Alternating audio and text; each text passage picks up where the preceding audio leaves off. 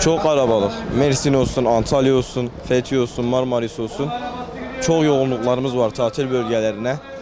Ve otobüste baya bir sıcaklık da var. Hem sıcaklık hem de yoğunluk biraz bizi yoruyor. Geçen bayrama göre daha da yoğunluk çok. Geçen bayram bu kadar yoğunluk değildi. Bu Ramazan bayramına göre Kurban Bayramı daha çok oldu. Çünkü Ramazan bayramında deprem şişesi çoğu bayram şişesi yoktu ve okullar da tatil oldu. Yani çok yoğunluk oldu. Yoğunluk var.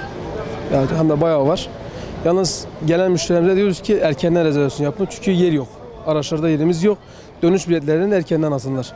1, 2 ve 3 Temmuz arası yoğunluk bayağı var. Yani erkenden bilet almalarını tavsiye ediyoruz. İstanbul, Ankara, Bursa genelde bu illere yoğunluk bayağı var. Şimdi her sene bayram, öncelikle bayramda gelişler olur, gidişler buradan pek fazla olmaz. Bayramın 1. ve 2. gününden sonra bu sefer de buradan gidişler bir yoğunluk başlar. Bayağı bir kalabalık olur. Tabii biz de bunun önlemlerini alıyoruz. Tabii bayramın ikinci günü itibariyle seferlerimiz artıyor.